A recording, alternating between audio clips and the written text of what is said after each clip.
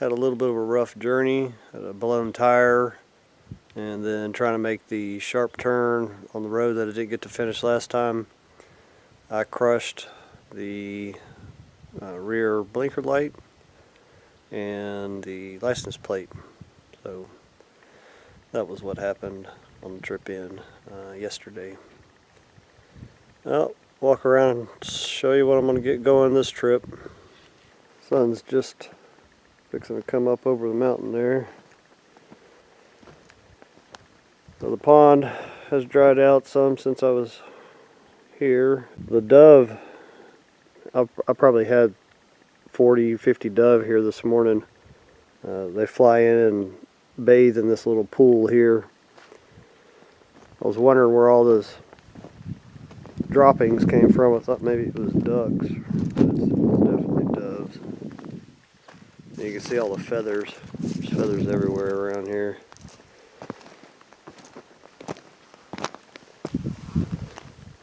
All the little droppings all over. I mean, there's just tens of thousands of them. Good fertilizer.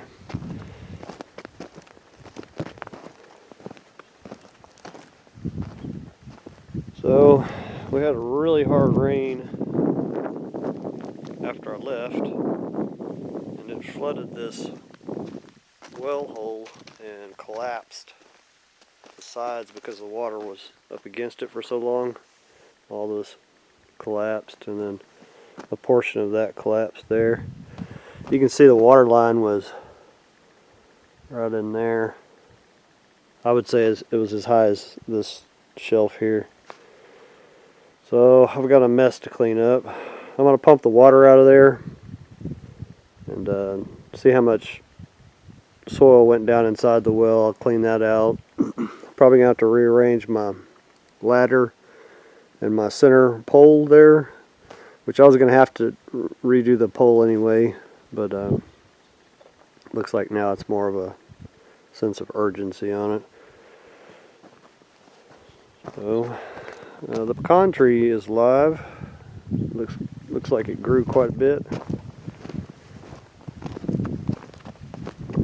I'll go show you the smashed up blinker on the trailer and the tire, what it looked like. Yeah, that tire blew good. There's what's left of it. There's another $300 for a tire.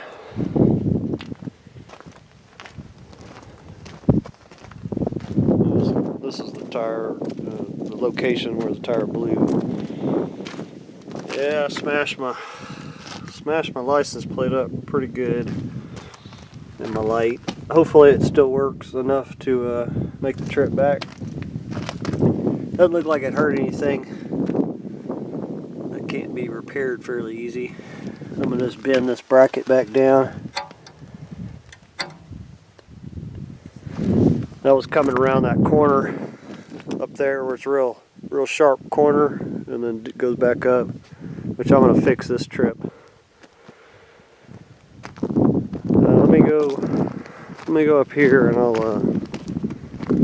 so I can point what I'm going to do.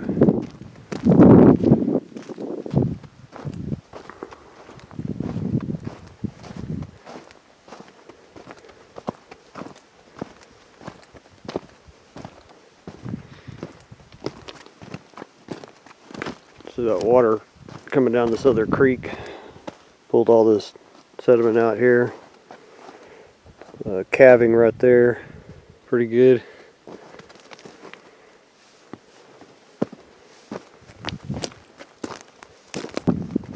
Gotta watch out for these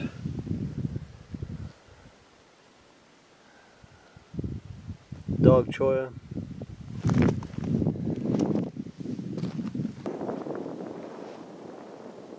Okay, so what I'm going to do, first thing, I've got to get the well top out of the trailer.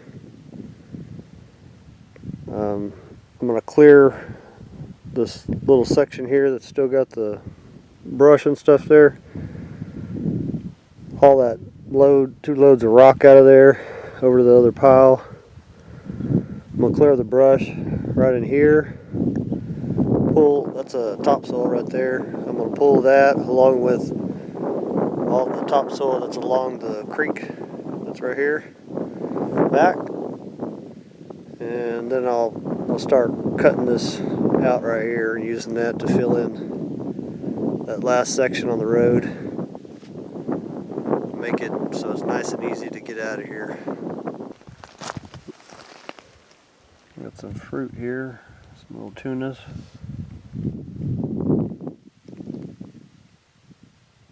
Christmas cholla.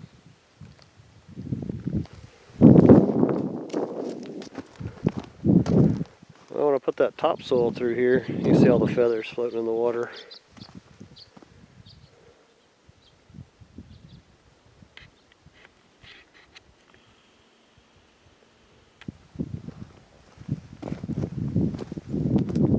Even have a little grass growing that wasn't here last time. A little bit of the Asteraceae family right there. And then purple prairie verbena. These get pretty good size.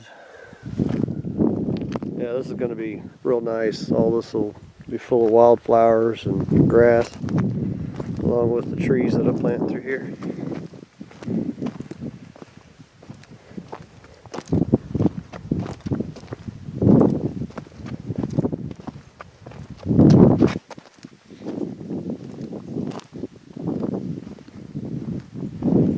I'm going to take this tree out of here. This is a salt cedar.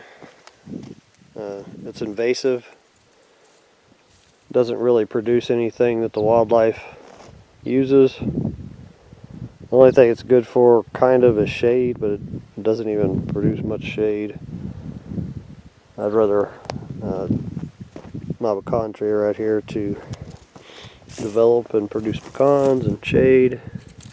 And this one, you know, it only needs water during the rainy season out here, so that's another plus with those types of trees.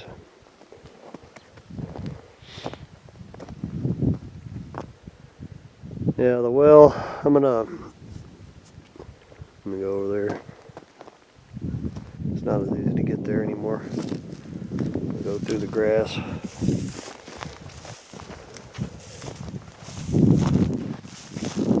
Probably gonna pick up a tick walking through this stuff.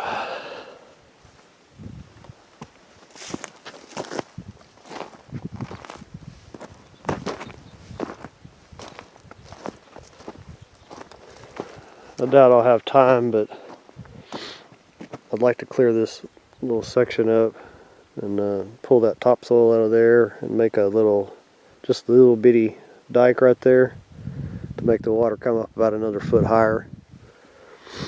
That'll help. That'll flood over that little shelf that I made all the way down and deposit the grass seeds that come from upstream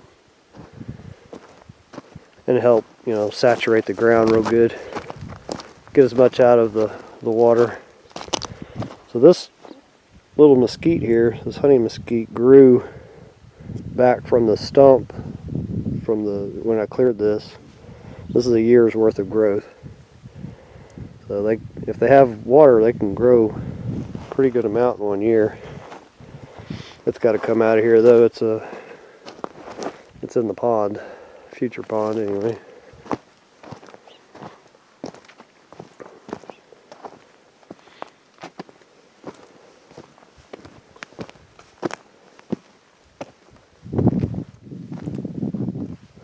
So I'm going to pump the water out of here and give it a few days to dry some. And then I'll get inside there, pull that ladder out, pull my guide pull out, get down in the well and clean out all the dirt and rocks and stuff that fell in it. And then I'm going to build it up maybe another 3 feet, backfill it, build it up another 3 feet, backfill it, and all the way to the top like that. When I get up about 2 foot, below grade there.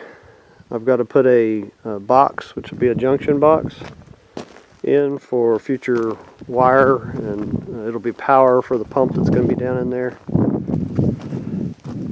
So watch, see this edge is cracking right here.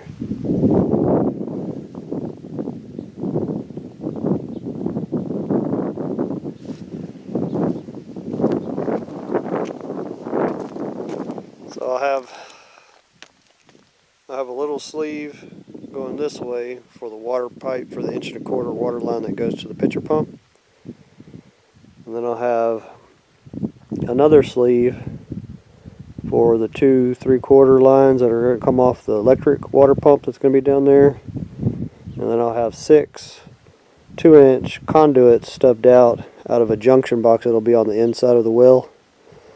You know, all below grade. Well, the well top made it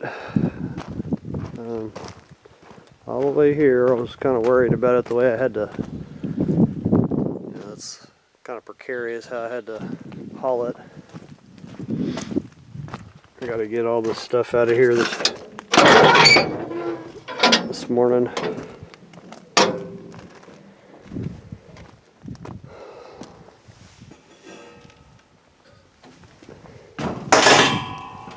Got some 3/4 PEX tubing there, a little bit of electrical conduit, hydraulic oil for the dump trailer, hydraulic oil for the Kubota. I've already taken some of the stuff out of here. This is 3 5-gallon jugs of diesel. This 3 smaller barrels are water. Those are 30-gallon.